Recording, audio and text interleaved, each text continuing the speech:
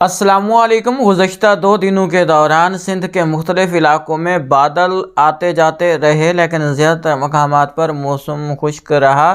شمال کی ہوائیں بھی ہلکی سے درمیانی شدت کی دیکھنے کو مل رہی ہیں، جس کے سبب درجہ حرارت میں معمولی کمی بھی ہوئی ہے اور ٹھنڈ میں اضافہ بھی دیکھنے کو ملا ہے۔ آنے والے 24 گھنٹوں کے دوران کراچی، جامشورو، جیکب آباد، منجو دوڑو، شہداد کوٹ، نوشہرو، فیروز اور آس پاس کے علاقے شامل ہیں۔ ان علاقوں میں گہرے بادل بننے، گرج چمک اور تیز ہواؤں یا آندھی کے ساتھ بارش، اور چند مقامات پر جو کوہ کی تھر سے ملحقہ علاقے ہیں، ان علاقوں میں ژالہ باری کا امکان بھی موجود ہے۔ آج کا دن کراچی کے مختلف علاقوں میں بادل بننے اور بارش کے امکانات موجود ہیں۔ زیادہ تر امکانات جنوب مغربی اور جنوبی کراچی کے علاقوں میں رہیں گے۔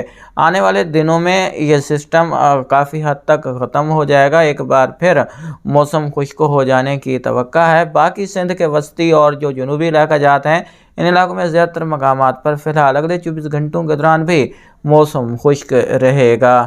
اگر سردی کے باقاعدہ آغاز کی بات کریں تو کراچی سمیت سندھ میں سردی کا باقاعدہ آغاز نومبر کے تیسرے یا چوتھے ہفتے میں ہونے کی توقع ہے۔ فی الحال درجہ حرارت میں 2 سے 4 ڈگری سینٹی گریڈ کمی ضرور دیکھنے کو ملے گی۔ صبح اور رات کے اوقات میں ٹھنڈ کا احساس ہوگا۔ فی الحال دن گرم رہ سکتے ہیں۔